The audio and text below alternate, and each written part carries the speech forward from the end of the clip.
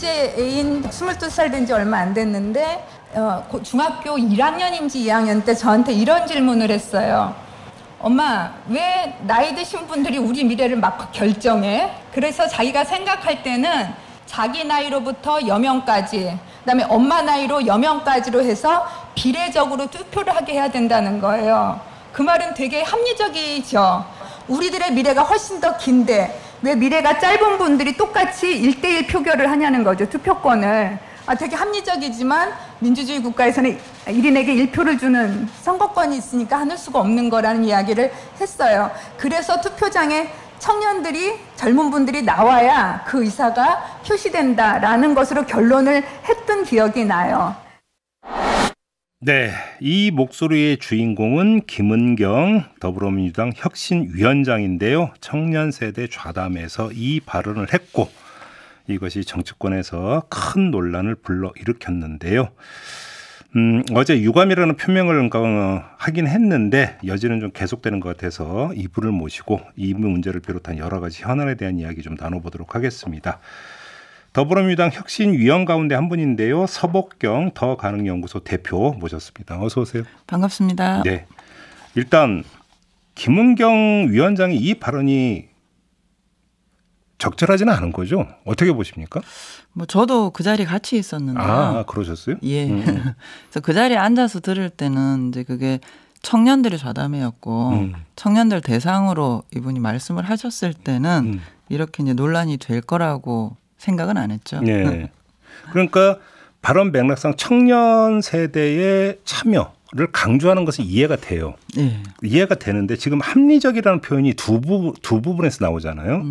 하나는 비례적 투표, 그다음에 1인 1표에 대한 어떤 문제 제기. 이거에 대해서 합리적이라는 평을 하고 있는 건데 이 인식은 좀 문제가 있는 인식 아닙니까? 근데 나중에 이제 이게 논란이 되고 네.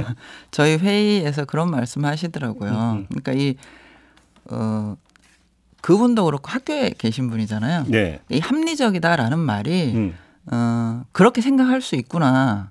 그러니까 내가 합리적이라고 평가한 게 아니라 이제 자제분이 그렇게 생각을 하는 게 그렇게 생각할 수도 있구나라는 표현이었다고 하시더라고요. 합리적이라는 표현이 그런 뜻이었다라는 거예요? 네, 그분은 이제 근데 아무래도 이 연구자분들이 일상적인 표현하고 좀 다른 것 같아요. 그러니까 내가 봐도 합리적이다라고 만약에 됐다면 이거는 인식에 좀 문제가 있다고 봐야 되는 그러니까 거죠. 그 네 말이 뭐 맞다. 네. 이거보다 그렇게 볼 수도 있구나. 너는 그렇게 생각할지 모르지만 나는 아니다. 예, 그거 이제 설명을 했는데 이런 취지의 지금 발언이라는 겁니까? 예, 그러니까 그런 시선으로 볼 수도 있구나. 예. 그런 말이었다고 하시더라고요. 제가 그래서 혁신위원들한테 뭐라고 설명을 했는지 여쭤보려고 했더니 지금 미리 말씀을 주셨는데요. 예. 그러니까 합리적이라는 게 본인도 거기에 동의한다는 뜻은 아니고 그래서 이제 이분이 그 자리에 제가 있었는데 네. 네가 그런 시선으로 볼 수도 있구나. 그렇지만 민주주의는 1인 1표제로 운영을 하는 거라서 네. 네 시각으로 현실이 돌아가지는 않는다. 이 얘기를 설명을 했다. 그 얘기까지 하시긴 했는데 그때 이제 이 합리적이라는 표현은 그렇게 볼 수도 있구나 그런 뜻이었다고 하시더라고요. 근데 이제 물론 이제 그 김은경 위원장은 이제 학교에 계시던 분이고 정치 일선에서 이제 뛰었던 분은 아니기 때문에 메시지 관리가 얼마나 중요한지는 그렇죠. 훈련이 안 돼 있는 분이긴 하겠지만 그럼에도 불구하고 공개된 자리라고 한다면 물론 이제 항상 발언이 문제가 되면 내 발언 의도나 맥락은 그게 아니었다라는 항변들을 다 해요. 일반적으로. 하지만 보통 뽑아서 쓴다는 거 다 알잖아요. 그러면 그렇죠. 발언에 좀 주의를 기울였어야 되는 거 아닙니까? 네, 그래서 이제 어제 인천에서 이제 당원 국민 간담회 할 때 그 발언으로 인해 가지고 이제 이제 불쾌하시거나 그런 분들이 있다면은 이제 유감이다 그런 얘기도 하셨죠.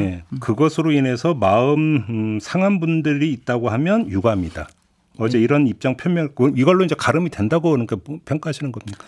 뭐 저희가 말한다고 해서 가름이 되는 건 아닐 것 같고요. 들으시는 분들이 계속 이제 용납이 안 되면 이제 근데 그 들으시는 분들 중에 국민의힘도 있잖아요.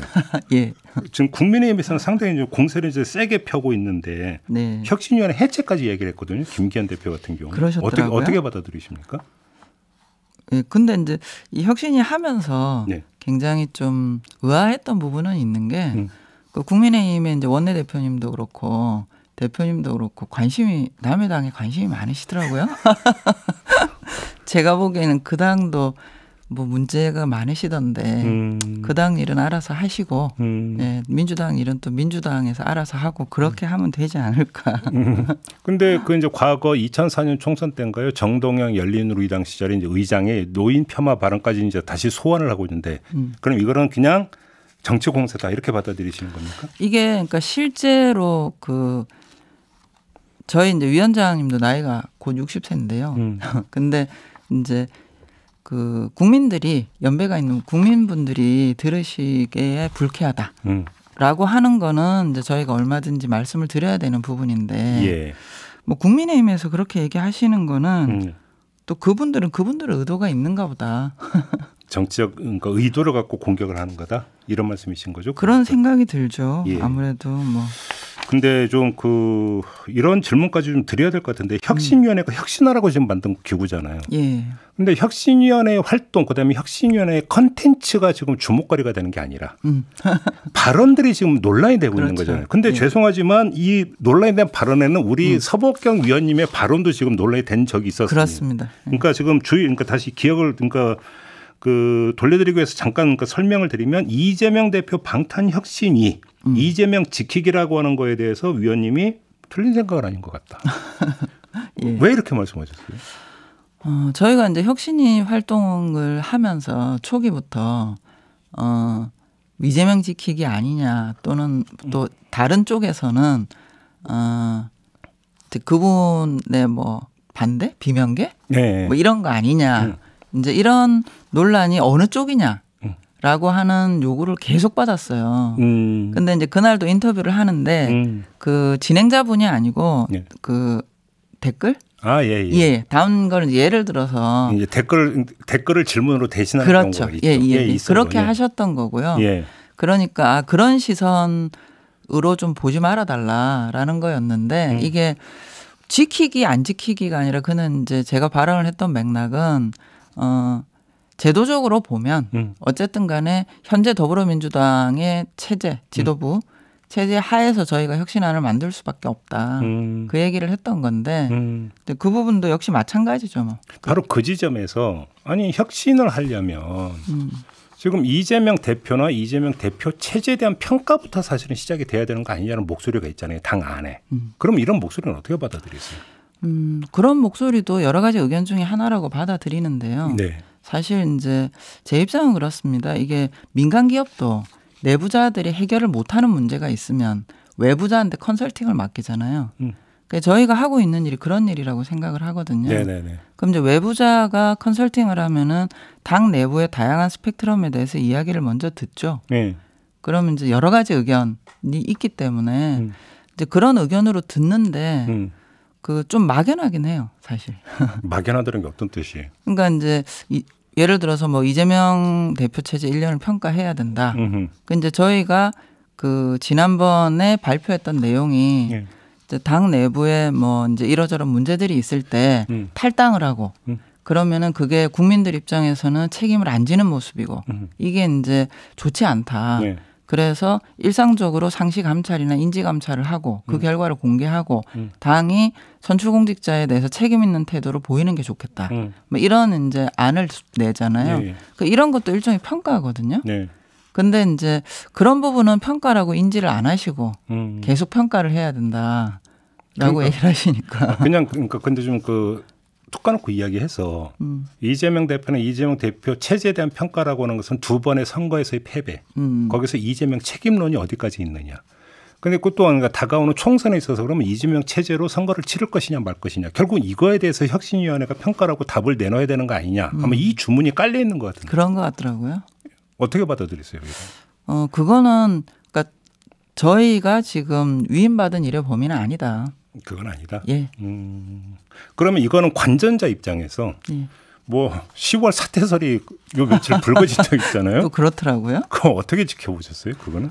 그러니까 워낙 사실 저는 그런 생각인데 더불어민주당이 대한민국에서도 가장 큰 정당이지만 OECD 국가 기준으로도 제일 큰 정당이에요. 아, 그래요? 저건 처음 듣는 얘기.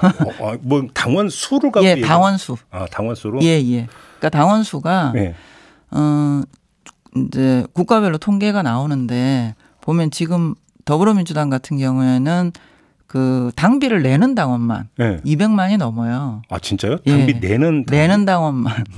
아, 제가 지금 그래서 알짜배기 당원은 그럼 얼마인데요? 그러고 질문 드리려고 했는데 당비 내는 당원이 200만이 넘어요. 예. 그러다 보니까 근데 이제 이 200만이 넘게 된 이력이 이제 최근이에요. 예. 특히 이제 2016년, 17년 이제 그 촛불 시위가 있고 굉장히 늘었고 그 다음에 또 한 번 이제 작년에 대통령 선거, 지방선거 있고 또 굉장히 늘었어요. 아, 그때 전후로? 예, 그러니까 두 번의 이제 도약기가 있었던 거죠. 그러다 보니까 당 내부자들이 전반적으로 이 갑자기 커진 몸체 이런 거에 적응이 굉장히 힘드세요. 그러면 당원이 엄청 늘다 보니까 이제 이 당원들을 중심으로 한 여러 가지 목소리가 표출이 되는 거고 거기서 예를 들어서 뭐 개딸 논쟁이니 수박 논쟁 이런 것들도 그런 어떤 파생 현상이라고 보시는 겁니까? 그렇죠. 그러니까 갑자기 말하자면 저는 그렇게 표현을 하는데 한 국민주택 규모 얘 집에서 오손도손 살다가 갑자기 이제 식구가 확 늘어난 거예요. 그러니까 이제 내부자들이 뭐 의원은 의원대로 당직자는 당직자대로 당원은 당원대로 굉장히 불편한 상태인 거죠 지금. 위원님이 이런 말씀하신 적 있어요. 민주당 의원들이나 당원들이 당 안으로 에너지가 너무 쏠려 있는 것 같다. 이런 지금 그런 얘기입니다. 예, 그러니까. 통상적으로 보면 이제 정당이 내부의 문제들을 내부자들이 고민도 해야지만 또 한편으로는 눈이 외부로 열려야 되거든요. 예. 그런데 지금은 이제 갑자기 몸이 커졌고 그다음에 지난 대통령 선거나 지방선거 결과가 어쨌든 내부자들 입장에서는 충격이 큰 거죠. 그러다 보니까 내부에서 그때 왜 뭐가 문제였느냐에만 너무 관심이 쏠려 있는 거예요. 그러면 지금 여기서 중요한 어떤 하나의 그 포인트가 나온 게 2차 도약기가 대선 지방선거 전후라고 했잖아요. 그때 민주당 그러니까 최전선에 섰던 게 이재명 현 대표잖아요. 근데 만약에 이재명 대표가 뒤로 빠진다라고 한다면 이재명 대표를 매개로 급속히 들었던 당원들이 그러면 동요를 하고 그것이 민주당의 앞길에 별로 도움이 안 된다. 혹시 이렇게 판단하시는 겁니까? 그것은 사실 그러니까 제가 바라보는 더불어민주당은 의원도 있고 그다음에 이제 뭐 대의원이나 또는 이런 당직자도 있고 그다음에 당원도 있고 그렇죠. 그렇기 때문에 뭐 이재명 대표가 해서 어떤 효과가 온다 이러기보다는 정당은 하나의 제도거든요. 그렇죠. 근데 그 제도에 따라서 어쨌든 그 당의 가장 상위 규범은 당원 당규예요. 그렇죠. 예, 당원 당규에 따라 가지고 어쨌든 적법하게 선출된 지도부이기 때문에 그런 거는 이제 그 제도적 절차에 따라서 운영이 돼야 되는 거죠. 그러니까 지금 그 말씀은 그러니까 예를 들어서 가정상으로 이재명 대표가 이 선으로 빠진다 하더라도 지금 나타나고 있는 문제가 완전히 해소되지는 않을 거다 이런 뜻의 말씀이신 것 같고. 그렇죠. 그 당이 만든 절차나 규범은 그 당의 구성원들이 지켜줘야 되는 거죠. 그러면 어떤 이 당의 정비라고 하는 것이 앞만 보지 말고 밖도 봐야 된다라는 말씀이신데 그 밖이라고 하는 게 결국 그러니까 국민과의 접촉선에서 대여 투쟁을 또 어떻게 할 거냐 이 문제도 연결이 되는 겁니까? 그런 문제도 있고 더 심각한 건 사실 더불어민주당 내부에서 누가 잘했고 잘못했고는 지금 국민들 입장에서는 크게 중요한 문제는 아니거든요. 예, 훨씬 더 심각한 문제들이 많잖아요. 그러니까 원내 제1장이다 과반 야당으로서 윤석열 정부에 어떻게 대할 것이냐 이 문제가 더 큰 문제 아닌가요? 윤석열 정부 문제도 있고 또 하나는 이제 제가 보기에는 지금 현 정부가 여러 가지 문제들에 대해서 공동화돼 있다는 생각이 들어요. 공동화? 비어 있다고요. 어떤 점에서요? 그 뭐 장관님들도 그렇고 그다음에 이제 그러니까 책임질 일을 책임지고 가지 않고 정책이 나와야 될 때 제때 안 나오고 정책이 비어 있다는. 예. 그리고 정책을 낳는 그럼 철학도 비어 있다고 보시는 거고. 제가 보기엔 그렇습니다. 철학과 정책이 비어 있다. 그런 상태이기 때문에 지금 그 더불어민주당은 어쨌든 입법부 제1당이잖아요. 그렇죠. 그렇기 때문에 이제 정부가 그 역할을 못하면 입법부 제1당이라도 그런 역할을 해줘야 된다. 그런 점에서는 대한정당을 또 뜻하는 그렇죠. 부분이 있겠네요. 예. 그런 역할을 하는데 예. 지금 좀 더 관심을 기울이고 집중해야 될 텐데 그 문제에 써야 될 많은 에너지가 내부로 좀 쏠려 있으니까. 친명인의 비명했고 속칭 지지고 볶는 쪽으로 넘어오니까 분출되고 있다. 예, 그런 부분. 그러면 그런 상황 진단에 따라서 그럼 혁신의 핵심 컨텐츠가 뭐라고 보시는 겁니까? 이게 그러니까 더불어민주당이 지금 무슨 일을 해야 되는가 하고 예. 그다음에 저희 혁신이가 하는 일은 좀 결이 다른 게 이제 더불어민주당이 이 시점에서 해야 되는 일은 그분들이 알아서 하시는 거고요. 이제 혁신이 같은 경우에는 크게 보면은 당의 중장기적인 전망 이런 부분들을 다루고 있습니다 지금. 근데 저희가 일전에 이제 김은경 위원장 모시고 인터뷰를 한 적이 있었거든요. 근데 지금 위원님이 말씀하셨던 그 내부 문제에 해당이 될 수 있는 그렇죠. 공천 룰이나 대의원제 문제 안 들여다볼 수 없다는 취지로 답변을 주시던데 그러면 지금 위원님하고 좀 인식이 좀 차이가 있는 거 아닙니까? 그러니까 그 부분이 당 내부 문제인 거죠. 저희가 보고 있는 부분인데. 그러니까 거기까지는 보는데. 예, 그거가 이제 저희가 해야 되는 일인 거고. 예를 들어서 뭐 그 정책적으로 어떻게 할 것인가라든지 이 정부와의 관계를 어떻게 할 것인가라든지 그거는 이제 이 시점에서 당 내부자들이 책임지고 해야 되는. 그건 혁신에 갈 건 아니죠. 그렇죠. 예, 당 지도부나 원내 지도부나 그렇죠. 의원들이 해야 되는 문제고. 근데 이걸 좀 제대로 안 하고 있다. 제대로 안 하기보다 거기에 더 집중해야 된다. 알겠습니다. 자, 그러면 지금 혁신안으로 뭘 준비하고 계세요? 지금 이제 들여다보고 있는 거는요. 하나는 아까 말씀드렸듯이 갑자기 불어난 몸집에 맞게 지배 구조를 만드는 일을 하고 있고요. 당 시스템 어떻게 정비할 거냐? 당 시스템이고 이제 당 조직을 어떻게 정비를 해야 되느냐. 그 내부에서 이제 각각의 행위자들은 이제 어떤 역할을 담당해야 되느냐. 이게 좀 이제 변경이 돼야 되는 거죠. 그럼 거기에는 대의원의 역할도 당연히 들어가게 되는 거고 당원들은 어떤 일을 해야 되는 거고 그다음에 조직의 골관 구조는 어떻게 만들어져야 되는 거고 이런 거를 이제 큰 한 축으로 보고 있고요. 네. 또 하나는 뭐냐면은 우리가 이제 흔히 정책 정당이어야 된다 이런 얘기를 많이 하잖아요. 그렇죠. 근데 이제 이 정책 정당이 된다라고 하는 거는 뭐 의원이나 아니면 최고위원이나 이런 분들이 정책을 고민을 많이 하는 측면보다는 당이 시스템으로 그렇게 굴러갈 수 있어야 되잖아요. 예. 예를 들어서 뭐 전당대회를 할 때 당의 정책 노선이 본격 의제가 되고 전 당원이 이제 정책에 대해서 뭐 2년에 한 번씩 갱신을 한다든가. 원래 그게 정석이죠, 원래. 그렇죠. 예. 근데 이제 그런 게 우리나라 정당의 전통에는 없거든요. 그렇죠. 이제 그런 전통을 어떻게 탑재할 수 있는가. 그걸 이제 시스템적으로 또는 뭐 제도적으로 이제 이런 고민들을 또 한 축으로 하는 거죠. 그럼 뭐 예를 들어서 뭐 당 강령이라든지 더 나아가서 정강정책 이런 것까지 다 손볼 계획이십니까? 강령 자체를 손보는 게 아니고요. 네. 그게 이제 주기적으로 갱신될 수 있도록 하는 시스템을 어떻게 만드느냐 이런 걸 주로 보고 있습니다. 그래서 주로 국내의 정당들의 기존의 당원 당규나 제도 사례로는 모범 사례를 찾기가 힘들어서요. 주로 이제 유럽 정당들의 시스템이나 제도, 당원 당규 이런 거를 많이 이제 보고 토론하고 있습니다. 지금 그 혁신위원회가 출범할 때 시한이 정기국회 개회 전까지였나요? 어떻게 되는 겁니까? 뭐 특별히 이제 임명장의 날짜가 명시돼 있지는 않지만 저희 내부적으로는 그렇게 보고 있습니다. 그러면 저 8월 안에 다 마무리가 돼야 된다는 얘기잖아요. 그래서 지금 논의는 거의 안은 나왔고요. 아, 그래요? 예, 그래서 이제 그 나온 안을 가지고 이게 그 현실적으로 이제 적용 타당성이 있느냐 이런 부분들을 예를 들어서 뭐 어떤 거는 당 사무국하고 조율해서 실현 가능성을 타진해야 되는 게 있고 어떤 거는 이제 의원님들하고 타진을 해야 되는 게 있고 혁신위 차원에서 안을 만들어갖고 이제 그 가안을 가지고 이제 그 기존 당 조직이나 인물들하고 이제 소통이 이제 시작이 되는. 예, 소통을 하면서 뭐 어떤 거는 입법 사항도 있고 어떤 건 당원 단계도 바꿔야 되고. 그렇죠. 수용 여지를 보면서 이제 그 반응도 체크하고. 예, 그렇게 하고 있습니다. 그래서 8월 말쯤에 이제 그 안이 다 나오게 되는 거 발표가 되는 겁니까? 예. 알겠습니다. 그건 좀 지켜보도록 하고요. 오늘 말씀 여기까지 드려야 될 것 같네요. 고맙습니다. 예, 감사합니다. 네, 서복경 더불어민주당 혁신위원과 함께했습니다. 예.